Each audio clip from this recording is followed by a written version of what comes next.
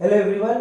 So last class में हम लोग स्ट्रेट लाइन चैप्टर पे डिस्कशन कर रहे थे। आज हम लोग उसी टॉपिक को कंटिन्यू करेंगे, ठीक है ना। आज का जो सबसे पहला जो टॉपिक है वो है basically perpendicular distance from a point on a line, ठीक है ना। हम लोग को बेसिकली एक लाइन दिया हुआ है, ठीक है ना। इस लाइन का इक्वेशन से suppose a x plus B y plus c is equal to zero है, और हम लोग को एक पॉइंट दिया हुआ है x one comma y one, ठीक है ना। हम लोग को एक लाइन दिया हुआ है जिसका इक्वेशन है ax plus b plus c is equal to zero, और एक पॉइंट दिया हुआ है जिसका कोऑर्डिनेट है x1 y1। हम लोग को इस पॉइंट से इस लाइन पर परपेंडिकुलर डिस्टेंस का फॉर्मूला निकालना है, ठीक है ना।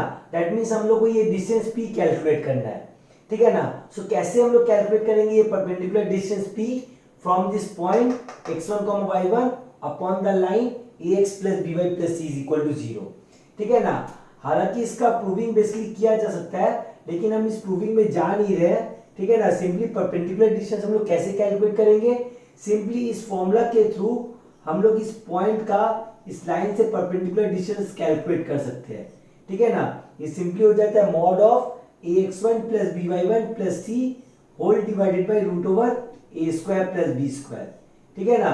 सिंपली इस फॉर्मूला से हम लोग इस पॉइंट का इस लाइन से परपेंडिकुलर डिस्टेंस कैलकुलेट कर सकते हैं, ठीक है ना।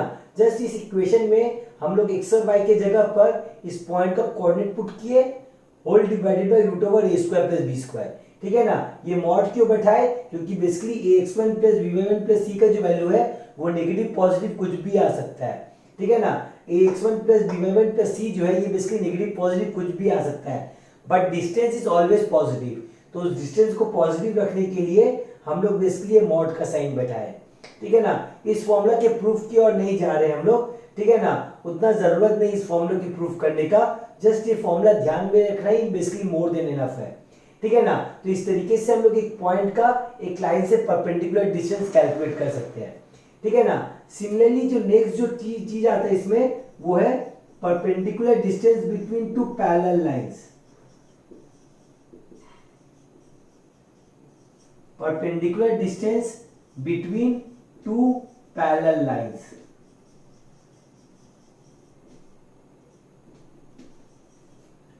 अगर दो लाइन अगर पैरेलल है, ठीक है ना, तो उनका जो एक्स और वाई का जो कोफिशिएंट होगा वो आइदर सेम होगा या फिर एक दूसरे का मल्टीपल होगा।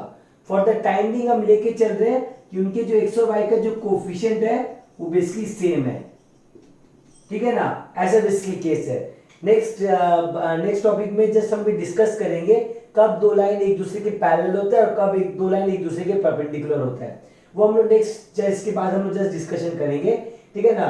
Just but for the timing एक बार ऐसा लेके चलते हैं, ये दो लाइन हम लोग को दिया हुआ है, अगर इनका एक्स और वाई का कोफिशिएंट अगर सेम हो तो ये दोनों लाइन बेसिकली एक दूसरे के पैरेलल कहलाएगा, ठीक है ना।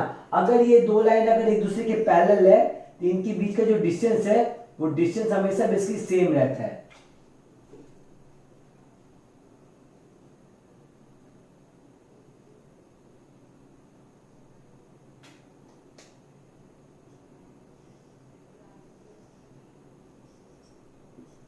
ठीक है ना।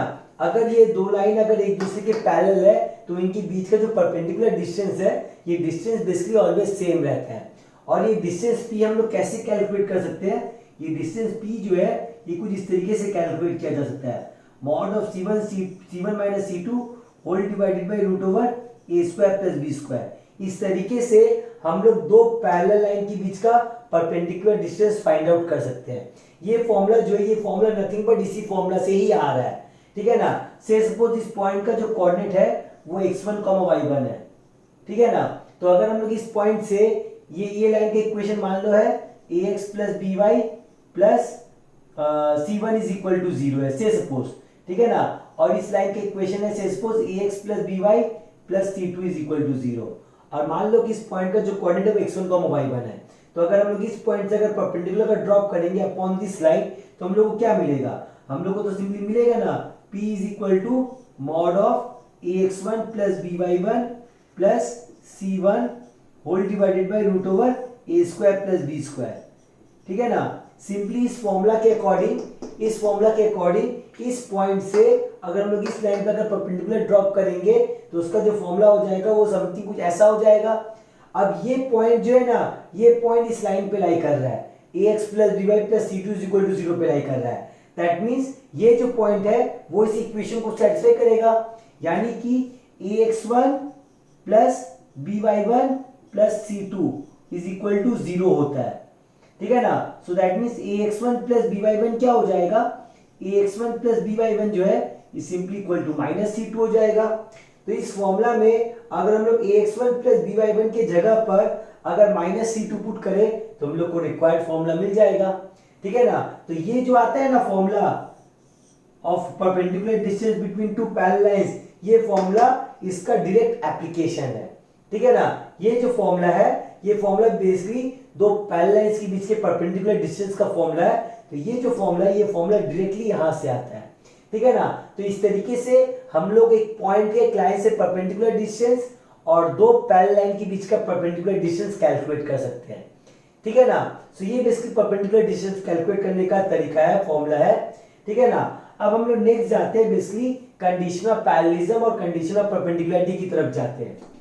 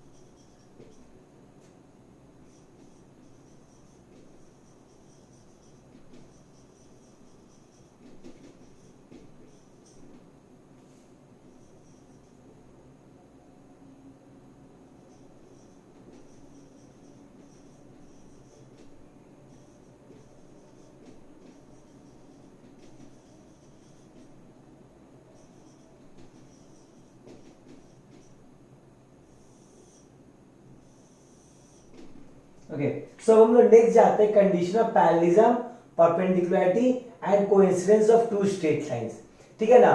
सो मान लो कि हम लोग को दो स्ट्रेट लाइन का इक्वेशन दिया हुआ है समथिंग कुछ इस तरीके से, a1x plus b1y plus c1 is equal to 0। मान लो कि ये एक स्ट्रेट लाइन है, दूसरा जो स्ट्रेट लाइन है वो मान लो समथिंग कुछ इस तरीके से है, a2x plus b2y plus c2 is equal to 0, ठीक है ना। मान लो इस तरीके से हम लोग को दो लाइन के इक्वेशन दिया हुआ है, ठीक है ना। लास्ट क्लास में हम लोग ऑलरेडी डिस्कस किए थे कि अगर हम लोग को एक general equation of straight line अगर दिया हुआ है तो वहां से हम लोग कैसे इसको स्लोप इंटरसेप्ट फॉर्म में चेंज करके कैसे हम लोग इसको स्लोप इंटरसेप्ट फॉर्म में रिड्यूस करके इसका स्लोप निकाल सकते हैं, ठीक है ना। तो क्या तरीका बताए थे हम वहां पर, हम सिंपली बोले थे जस्ट y के टर्म को अलग करो। सो दैट मींस क्या हो जाएगा, ये तो आएगा ना b1y is equal to minus a1x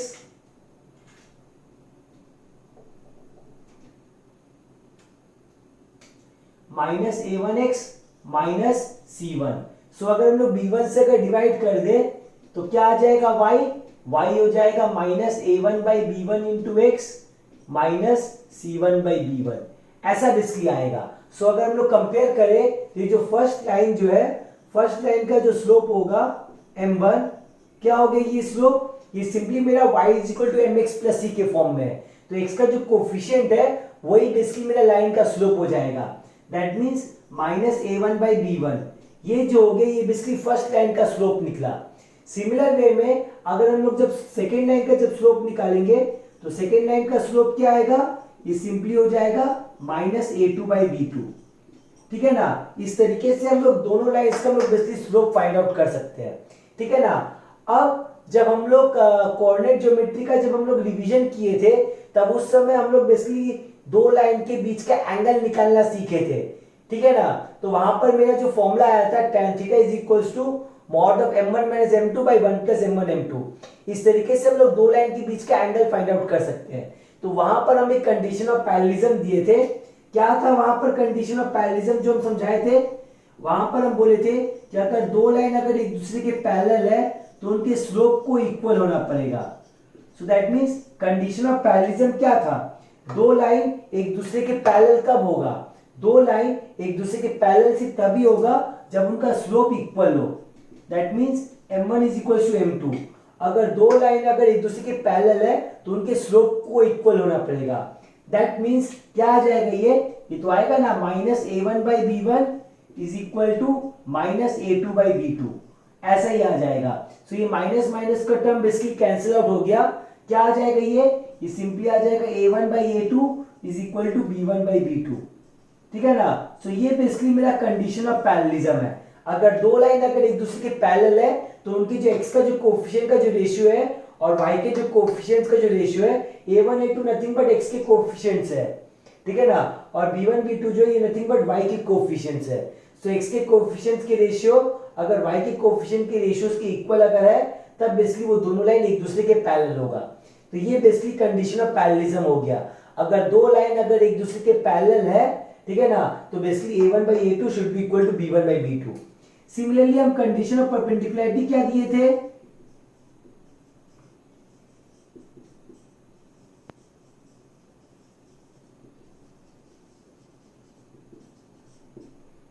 similarly condition of perpendicularity क्या था, दो लाइन एक दूसरे के परपेंडिकुलर कब होगा, जब दोनों के स्लोप्स का प्रोडक्ट इक्वल टू -1 होगा। तो so that means m1 m2 is equal to -1।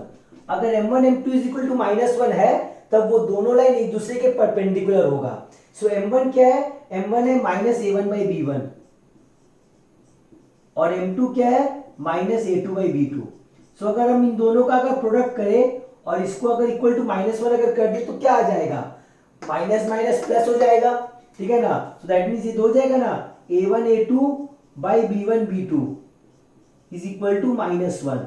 So अगर हम लोग क्रॉस मल्टीप्लाई कर दे तो a1 a2 is equal to minus of b1 b2 ऐसा आ जाएगा, ठीक है ना। So that means a1 a2 plus b1 b2 is equal to क्या हो जाएगा, ये सिंपली 0 हो जाएगा, ठीक है ना। तो ये मेरा रिक्वायर्ड कंडीशन ऑफ परपेंडिकुलरिटी है, ठीक है ना। अगर a1 a2 plus b1 b2 is equal to 0 अगर हो जाए तब वो दोनों लाइन एक दूसरे के परपेंडिकुलर होगा, ठीक है ना। अगर a1 a2 plus b1 b2 is equal to 0 हो जाए, कंडीशन ऑफ पैरेललिज्म था a1 by a2 is equal to b1 by b2, जबकि कंडीशन ऑफ परपेंडिकुलरिटी क्या है, a1 a2 plus b1 b2 is equal to 0 अगर हो जाएगा तो ये नथिंग बट इसी से ही आ रहा है, ठीक है ना। ये मेन है कंडीशन ऑफ परपेंडिकुलरिटी और ये मेन है कंडीशन ऑफ पैरेललिज्म, इसी से बेसिकली हम लोग ये ला रहे हैं रिजल्ट, ठीक है ना। तो ये बेसिकली मेन है कि अगर दो लाइन अगर एक दूसरे के पैरेलल है तो उनका स्लोप इक्वल होगा और अगर दो लाइन अगर एक दूसरे के परपेंडिकुलर है तो m1 m2 is equal to -1 होगा। उसी बेसिस पे बेसिकली ये आता है कि a1 a2 plus b1 b2 जो है ये इक्वल टू 0 हो जाएगा। अगर a1 a2 plus b1 b2 is equal to 0 अगर हो जाए तो ये दोनों लाइन एक दूसरे के परपेंडिकुलर होगा। सिमिलरली बेसिकली एक और आता है, वो है कंडीशन ऑफ कोइंसिडेंस, ठीक है ना। माने दोनों लाइन बेसिकली कोइंसाइड कब कर जाएगा,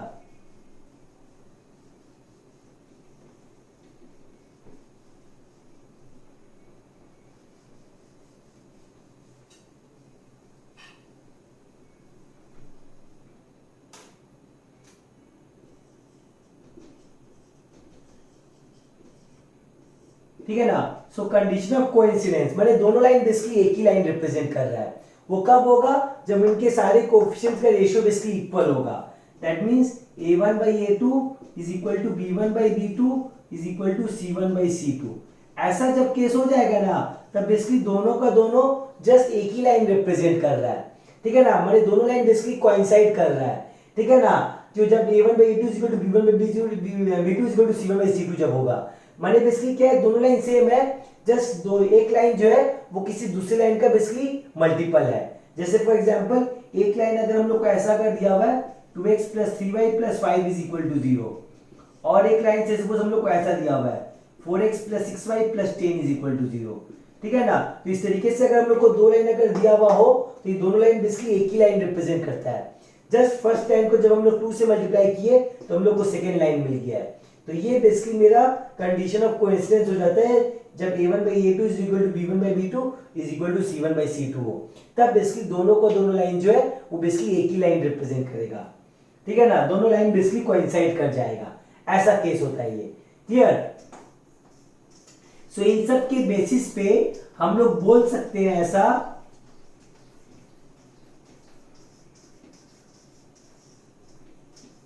ये सब जो डिस्कशन हुआ उन सब के बेसिस पे ऐसा कहा जा सकता है equation of a line parallel to ax plus by plus c is equal to 0। ठीक है ना, अगर कोई लाइन अगर ax plus by plus c is equal to 0 के पैरेलल है तो वो बेसिकली समथिंग कुछ इस फॉर्म का होगा, is of the form of ax plus by plus c1 is equal to 0। ठीक है ना, क्योंकि हम लोग अभी कुछ देर पहले कंडीशन ऑफ पैरेललिज्म दिए थे, दो लाइन जिसके एक दूसरे के पैरेलल कब होता है, जब a1 by a2 is equal to b1 by b2 हो। तो हम लोग एक स्पेशल केस लेते हैं, a1 a2 b1 b2 दोनों को दोनों इक्वल है। तो अगर कोई लाइन अगर हम लोग को इस तरीके से कर दिया हुआ है, बोला कि इसके पैरेलल एक लाइन है, तो हम लोग उसको ऑलवेज इस फॉर्म में लेके चल ही सकते हैं। देख सकते हैं अगर हम लोग a1 by a2 अगर करेंगे तो वो 1 आएगा, और b1 by b2 जब करेंगे तो वो भी 1 आएगा। That means a1 by a2 is equal to b1 by b2 हो रहा है। सो दैट मींस ये दोनों लाइन एक दूसरे के पैरेलल है। ठीक है, similarly equation of a line perpendicular to, पिछली बार पैरेलल था अब परपेंडिकुलर है। ठीक है ना, perpendicular to ax plus by plus c is equal to 0 is of the form of, अगर परपेंडिकुलर के लिए अगर बोल रहा है तो वो किस फॉर्म में हो जाएगा, वो सिंपली आ जाएगा bx minus ay plus c2 is equal to 0। ठीक है ना, कंडीशन ऑफ परपेंडिकुलरिटी था ना, a1 a2 plus b1 b2 is equal to 0। तो अगर हम a1 a2 अगर करेंगे तो वो ab आएगा, और जब हम लोग b1 b2 जब करेंगे तो माइनस ab आएगा। सो ab और माइनस ab को जब ऐड करेंगे तो वो 0 हो जाएगा। सो वो मेरा कंडीशन ऑफ परपेंडिकुलरिटी को सेटिस्फाई कर जा रहा है। ये बेसिकली मेरा कंडीशन ऑफ परपेंडिकुलरिटी था, a1 a2 plus b1 b2 should be equal to 0। a1 a2 plus b1 b2 should be equal to 0। तो इस केस में a1 हो गया a, b1 हो गया b, a2 हो गया b और b2 हो गया minus a। So a1 a2 जब करेंगे तो a into b a b आएगा, और b1 b2 जब करेंगे तो b into minus a b आएगा। दोनों को ऐड करने पर a b कैंसिल आउट होकर सिंपली 0 हो जाएगा। ठीक है ना, सो ये बेसिकली हम लोग इस तरीके से निकाल सकते हैं। क्लियर। नेक्स्ट अब हम लोग जो जाते हैं वो है basically position of 2 points with respect to a line की तरफ।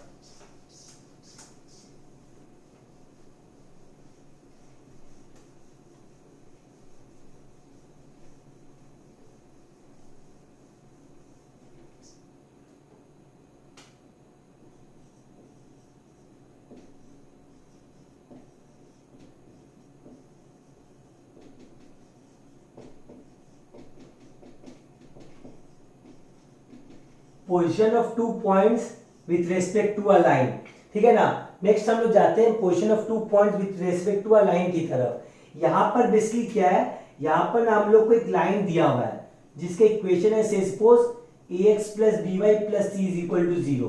ठीक है ना, इस तरीके से हम लोग को एक लाइन दिया हुआ है जिसका इक्वेशन है ax plus by plus c is equal to 0, और हम लोग को दो पॉइंट्स दिया हुआ है, एक पॉइंट है x1, y1 और एक पॉइंट है x2, y2।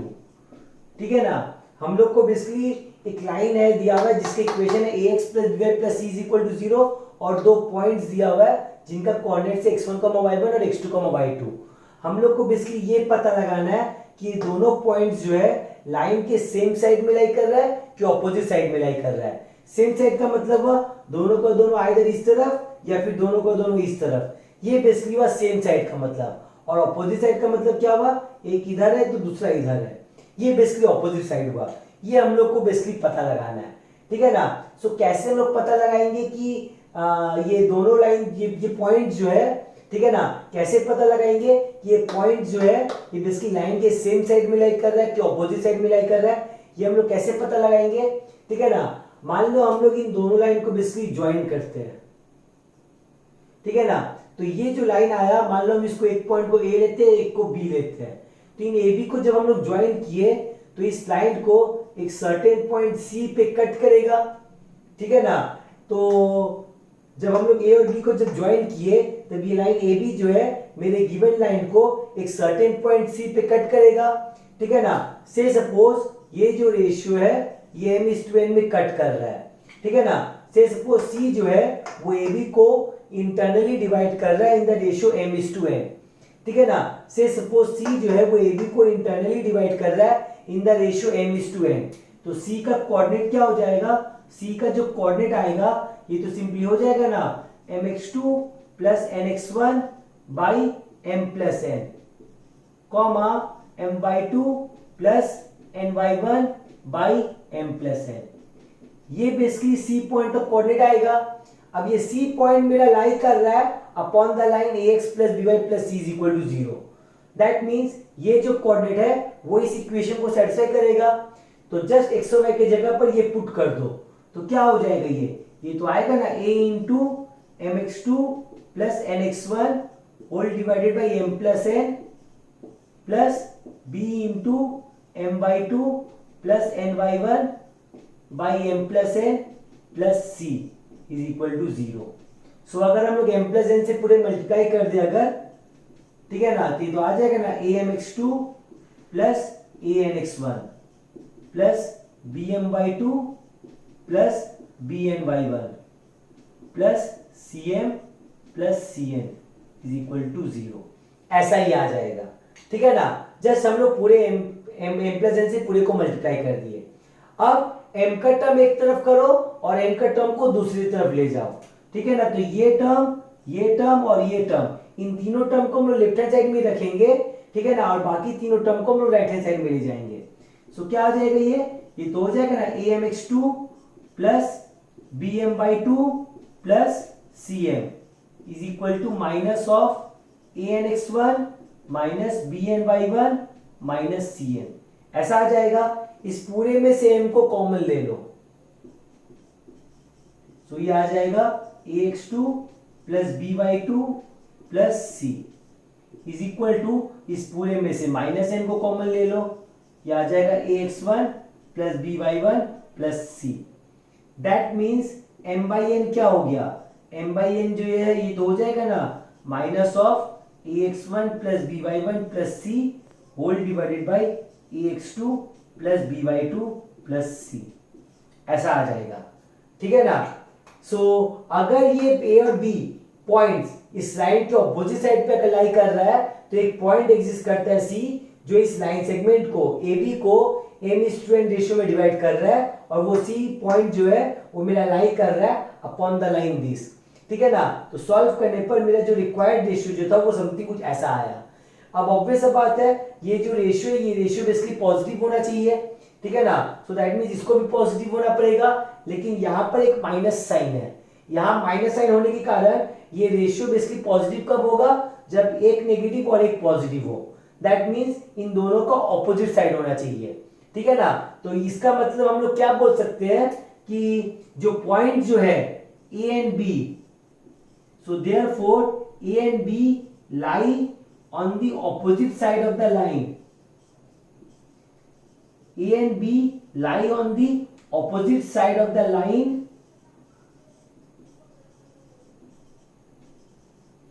if and only if ax1 plus by1 plus c and ax2 plus by2 plus c are of opposite side.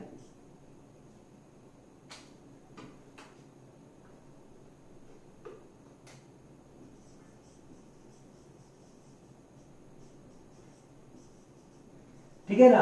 अगर ax1 plus by1 plus c and ax2 plus by2 plus c इन दोनों का अगर opposite sign आता है, तब हम लोग बोल सकते हैं कि जो दो पॉइंट्स जो है ये दोनों पॉइंट्स बेसिकली लाइन के ऑपोजिट साइड में लाई कर रहा है। सिमिलर वे में ऐसा शो किया जा सकता है कि अगर ये दोनों पॉइंट्स लाइन के सेम साइड में लाई करेगा, तब इन दोनों का सेम साइन आएगा।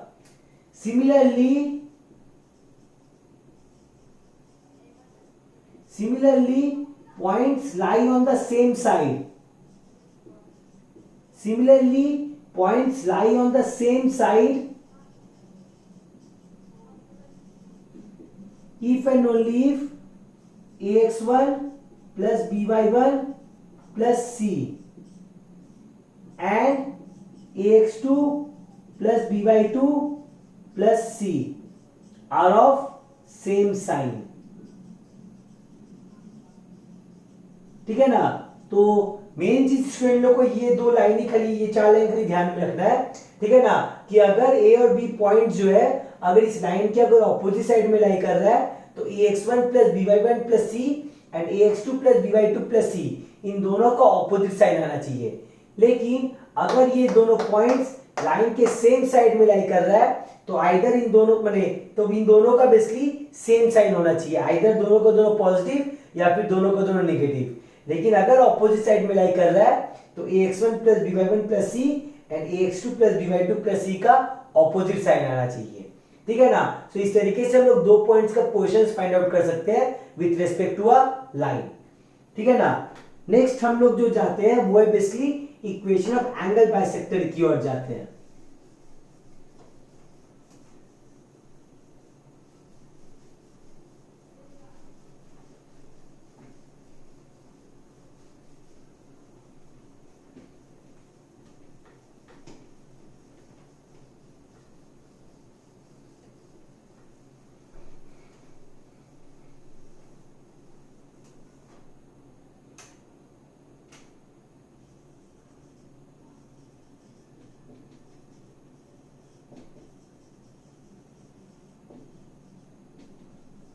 Equation of angle bisectors of two straight lines, ठीक है ना। तो यहां पर क्या है, यहां पे हम लोग को बेसिकली ना दो स्ट्रेट लाइन दिया हुआ है, ठीक है ना। से सपोज एक स्ट्रेट लाइन का इक्वेशन है a1x plus b1y plus c1 is equal to 0, ठीक है ना। से सपोज एक स्ट्रेट लाइन का इक्वेशन है a1x plus b1y plus c1 is equal to 0 और दूसरी स्ट्रेट लाइन का इक्वेशन है a2x plus b2y plus c2 is equal to 0, ठीक है ना।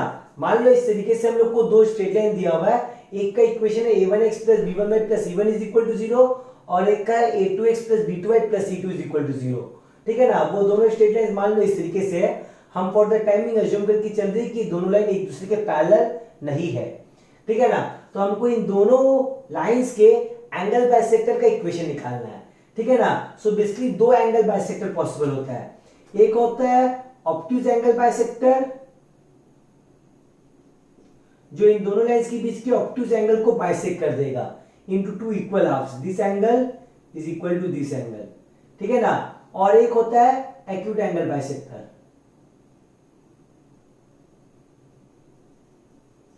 ठीक है ना। सो बेसिकली दो एंगल बाइसेक्टर्स पॉसिबल है, जैसे कि हम लोग देख सकते हैं यहां पर एक ये एंगल बाइसेक्टर है और एक ये एंगल बाइसेक्टर है। हम लोग को इन दोनों का इक्वेशंस निकालना है, कैसे निकालेंगे। से सपोज हम लोग कोई भी एक मूविंग पॉइंट लेते हैं अपॉन दिस एंगल बाइसेक्टर जिसका कोऑर्डिनेट है h, k, ठीक है ना। से सपोज हम लोग इस एंगल बाइसेक्टर पे कोई भी एक पॉइंट लेते हैं मूविंग पॉइंट जिसका कोऑर्डिनेट है h, k। अब अगर हम लोग इस पॉइंट से अगर दोनों लाइंस पे अगर परपेंडिकुलर अगर ड्रॉप करें,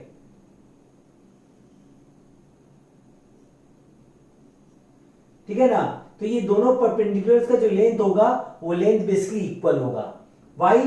बिकॉज ये जो ट्रायंगल है, ये जो दो राइट एंगल ट्रायंगल है, ये दोनों का दोनों ट्रायंगल बेसिकली कॉन्ग्रुएंट ट्रायंगल है, ठीक है ना। एक ये वाला ट्रायंगल और एक ये वाला ट्रायंगल, ये दोनों ट्रायंगल बेसिकली एक दूसरे के कॉन्ग्रुएंट है।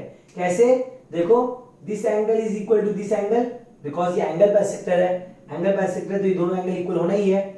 This angle is equal to this angle क्योंकि दोनों 90 डिग्री है और ये जो साइड है ये साइड बेसिकली कॉमन है, ठीक है ना, ये साइड बेसिकली कॉमन है, ठीक है ना। सो इसका मतलब क्या? इसका मतलब ये दोनों ट्रायंगल जो है, ठीक है ना, ये दोनों ट्रायंगल जो है ये बेसिकली कॉन्ग्रुएंट ट्रायंगल है। कॉन्ग्रुएंट ट्रायंगल होने के कारण कॉरेस्पॉन्डिंग साइड्स भी इक्वल हो जाएगा। तो ये दोनों तो एंगल इक्वल थे ना, तो इस एंगल की जो कॉरेस्पॉन्डिंग साइड है वो है ये और इस एंगल का जो कॉरेस्पॉन्डिंग साइड है वही ये, तो इन दोनों को भी इक्वल होना पड़ेगा, ठीक है ना। ये क्या है? ये nothing but perpendicular distance from a point upon a line है, ठीक है ना। तो दैट मींस क्या आएगा, ये तो हो जाएगा ना a1h plus b1k plus c1 whole divided by root over a1 square plus b1 square. ये परपेंडिकुलर डिस्टेंस का फॉर्मूला है from h, k upon the line a1x plus b1y plus c1 is equal to 0। ये हम लोग already देख चुके हैं। Similarly अगर हम लोग a2x plus b2y plus c2 पे परपेंडिकुलर अगर ड्रॉप करेंगे तो क्या आएगा ये तो हो जाएगा ना mod of a2h plus b2k plus c2 whole divided by root over a2 square plus b2 square. ऐसा ही आ जाएगा दोनों परपेंडिकुलर, ठीक है ना। सो इन दोनों परपेंडिकुलर्स की लेंथ को इक्वल होना पड़ेगा। सो अगर हम लोग मॉड साइन अगर हटा दे बोथ साइड से तो क्या आ जाएगा ये आ जाएगा a1h plus b1k plus c1 whole divided by root over a1 square plus b1 square is equal to plus minus अगर हम लोग मॉड अगर हटा दे तो इस तरीके से प्लस माइनस आ जाएगा। बहुत सारे स्टूडेंट बेसिकली क्वेश्चन करते हैं कि सिर्फ एक ही जगह प्लस माइनस क्यों बैठाया गया, बहुत जगह क्यों नहीं बैठाया गया। बेसिकली दोनों जगह बैठाने का जरूरत नहीं है, ठीक है ना। अगर हम यहाँ भी प्लस माइनस पुट करें, यहाँ भी प्लस माइनस पुट करें तो बेसिकली वो घूम फिर के आएगा यही दो केस, ठीक है ना। देखो जब प्लस प्लस यूज करे या माइनस माइनस यूज करे बात एक ही रहेगा। सिमिलरली प्लस माइनस लिखे या माइनस प्लस लिखे बात एक ही रहेगा। तो इसलिए दोनों जगह प्लस माइनस लिखने का कोई जरूरत नहीं है, घूम फिर के बेसिकली वो यही दो केस आएगा। एक बार जब प्लस साइन यूज करेंगे तब हम लोग को एक एंगल बाइसेक्टर मिलेगा, एक बार माइनस साइन जब यूज करेंगे तो हम लोग को दूसरा एंगल बाइसेक्टर मिलेगा, ठीक है ना। अब अगर हम लोग h k को अगर हम लोग x और y से अगर रिप्लेस कर दे, ठीक है ना, h को हम लोग x से रिप्लेस करेंगे, h को x से, k को y से रिप्लेस करेंगे तो हम लोग को रिक्वायर्ड एंगल बाइसेक्टर का इक्वेशन मिल जाएगा a1x plus b1y plus c1 whole divided by root over a1 square plus b1 square is equal to plus minus a2x plus b2y plus c2 whole divided by root over a2 square plus b2 square. So इस तरीके से हम लोग को required angle bisectors का equation मिल जाएगा। जब प्लस साइन यूज करेंगे तब हम लोग को एक एंगल बाइसेक्टर मिलेगा। टोटल दो एंगल बाइसेक्टर है, ठीक है ना, देख सकते हैं, एक ऑब्ट्यूज एंगल बाइसेक्टर और एक इक्विड एंगल बाइसेक्टर है। तो जब प्लस साइन जब यूज करेंगे तब हम लोग को एक एंगल बाइसेक्टर मिलेगा, जब माइनस साइन जब यूज करेंगे तो हम लोग को दूसरा एंगल बाइसेक्टर मिलेगा। इस तरीके से हम लोग को दो एंगल बाइसेक्टर मिल जाएगा, ठीक है ना। अब हम लोग ये पता कैसे लगाए कि कौन सा इन दोनों में से कौन सा एक्यूट एंगल बाइसेक्टर है, कौन सा ऑब्ट्यूज एंगल बाइसेक्टर है। तो बेसिकली इन दोनों में से कोई भी एक एंगल बाइसेक्टर लो, ठीक है ना। Take any one of the two angle bisectors,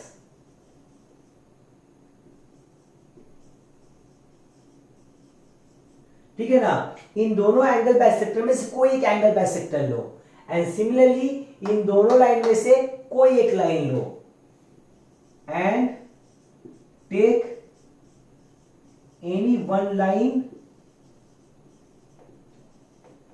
of the given lines, ठीक है ना। इन दो एंगल बाइसेक्टर में से कोई भी एक एंगल बाइसेक्टर लो और इन दोनों लाइन में से कोई भी एक इन दो लाइन में से कोई भी एक लाइन लो, ठीक है ना। नेक्स्ट इन दोनों लाइंस के बीच का, ठीक है ना, माने यहां से जो हम लोग एंगल बाइसेक्टर ले रहे हैं और यहां से हम लोग जो लाइन ले रहे हैं, ठीक है ना, इन दोनों एंगल बाइसेक्टर में से हम लोग कोई एक एंगल बाइसेक्टर लेंगे और इन दोनों लाइन में से हम लोग कोई एक लाइन लेंगे। सो उन दोनों लाइंस के बीच का, ठीक है ना, मतलब एंगल बाइसेक्टर और लाइन उन दोनों के बीच का हम लोग बेसिकली एंगल फाइंड आउट करेंगे। So find out the angle between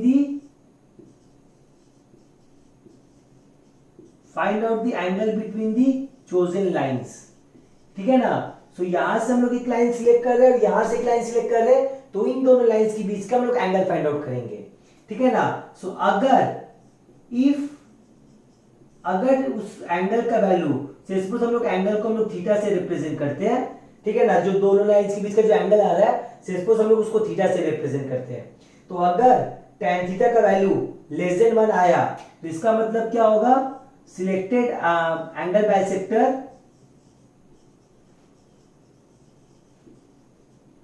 angle bisector is an acute angle bisector. अगर tan थीटा का वैल्यू अगर लेस देन 1 आया तो इसका मतलब कि जिस एंगल बाइसेक्टर को हम लोग सिलेक्ट किए थे वो बेसिकली एक एक्यूट एंगल बाइसेक्टर है। सिमिलरली अगर tan थीटा का वैल्यू ग्रेटर देन 1 आया तो इसका मतलब सिलेक्टेड एंगल बाइसेक्टर जो होगा, selected angle bisector is an obtuse angle bisector.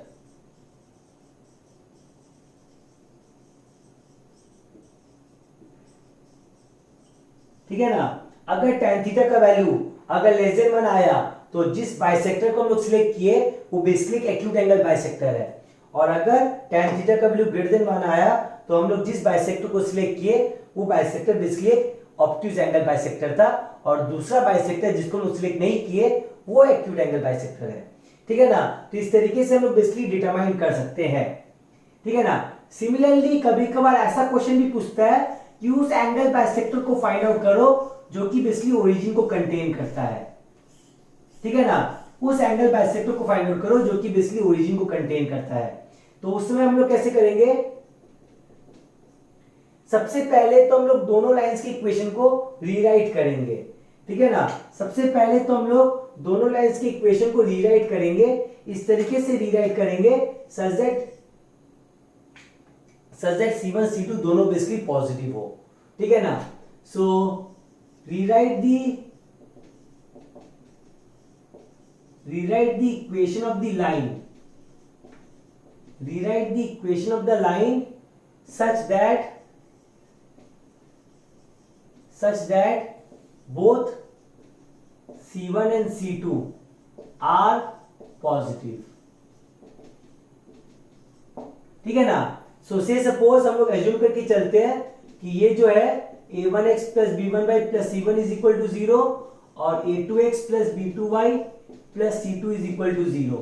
यहां पर से सपोज हम लोग एज्यूम करके चलते कि C1 C2 दोनों को दोनों पॉजिटिव है। So therefore equation of angle bisector, ठीक है ना, यहां पे मैं एज्यूम करके चल रहे कि C1 और C2 जो है ये दोनों को दोनों ग्रेटर देन 0 है। So equation of angle bisector containing the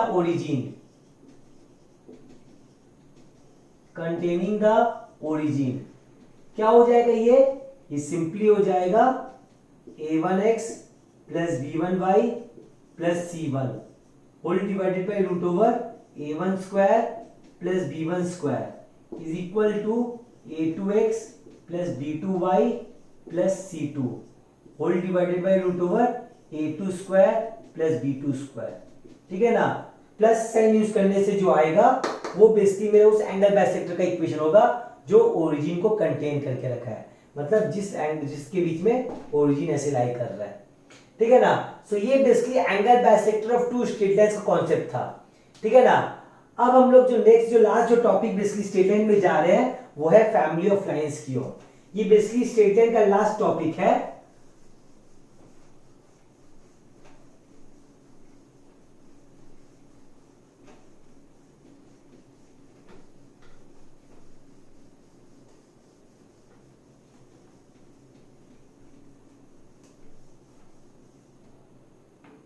तो नेक्स्ट जो आया वो बेसिकली आया फैमिली ऑफ लाइंस आया।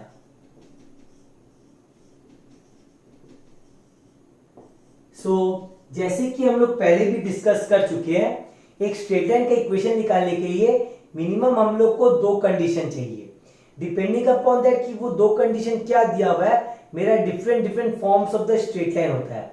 ठीक है ना। डिपेंडिंग अपॉन दैट कि वो दो कंडीशन क्या दिया हुआ है, different forms of the straight line होता है।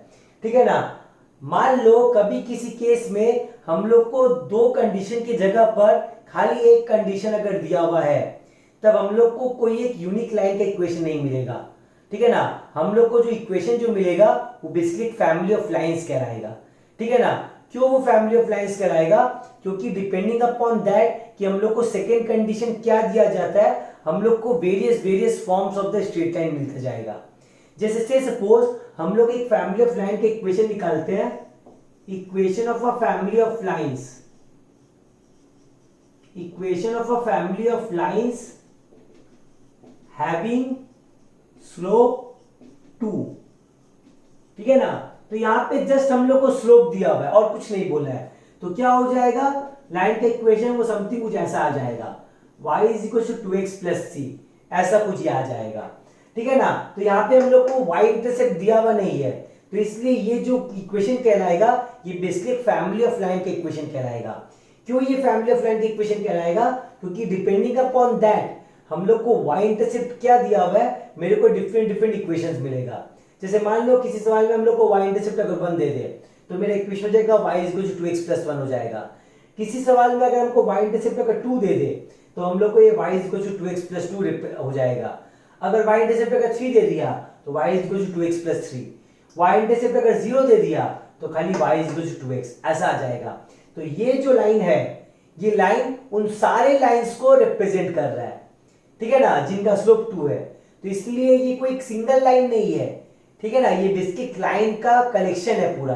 तो इसलिए हम लोग इसको फैमिली ऑफ लाइंस बोलेंगे, ठीक है ना। ये बेसिकली मेरा फैमिली ऑफ लाइंस कहलाएगा, ठीक है ना। ये ऐसा फैमिली ऑफ लाइन है जिसका स्लोप गिवन है, जिसका स्लोप 2 है, ठीक है ना। सिमिलरली एक बहुत ही कॉमन फॉर्म है जो यूजुअली आता है वो है equation of a family of lines, equation of a family of lines passing through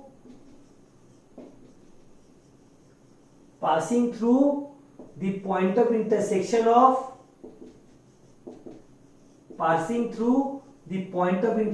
of two lines। एक है a1x plus b1y plus c1 is equal to 0 और एक है a2x plus b2y plus c2 is equal to 0, ठीक है ना। सो जैसे कि हम लोग को पता है दो लाइन का मैक्सिमम एक ही पॉइंट ऑफ इंटरसेक्शन हो सकता है। तो यहां पर हम लोग को ऐसे फैमिली ऑफ लाइंस का इक्वेशन निकालना है जो कि उन दोनों लाइन के पॉइंट ऑफ इंटरसेक्शन से पास कर रहा हो। सो अगेन हम लोग को एक ही कंडीशन दिया गया है, हम लोग को जस्ट एक पॉइंट दिया गया है, ठीक है ना, दूसरा कंडीशन दिया नहीं गया है। तो इसीलिए जो कि दूसरा कंडीशन दिया हुआ नहीं गया है तो हम लोग को जो लाइन मिलेगा वो बेसिक फैमिली ऑफ लाइंस कहलाएगा। क्योंकि डिपेंडिंग अपॉन दैट कि हम लोग को सेकंड कंडीशन क्या दिया जाता है, हम लोग को वेरियस लाइंस का इक्वेशन मिल सकता है, ठीक है ना। तो हम लोग इस लाइन फैमिली ऑफ लाइंस को रिप्रेजेंट कैसे करेंगे? फैमिली ऑफ लाइंस को कुछ इस तरीके से बेसिकली रिप्रेजेंट किया जा सकता है, ठीक है ना। सो ये जो आया ये बेसिकली फैमिली ऑफ लाइंस को रिप्रेजेंट कर रहा है passing through the point of intersection of two straight line this and this. Now depending upon that कि हमको सेकंड कंडीशन क्या दिया जाता है, मेरे को डिफरेंट के का वैल्यूज मिलेगा। तो ये जो इक्वेशन है ये कोई सिंगल लाइन को रिप्रेजेंट नहीं कर रहा है, ये उन सारे लाइंस को रिप्रेजेंट कर रहा है जो इन दोनों लाइन के पॉइंट ऑफ इंटरसेक्शन से पास कर रहा है। तो वो सारे के सारे लाइंस जो है एक फैमिली के मेंबर्स है जिनका इक्वेशन समथिंग इस फॉर्म में होगा। तो ये बेसिकली फैमिली ऑफ लाइंस था, ठीक है ना। सो ये स्ट्रेट लाइन चैप्टर था। आज के लिए बस इतना ही। Thank you everyone.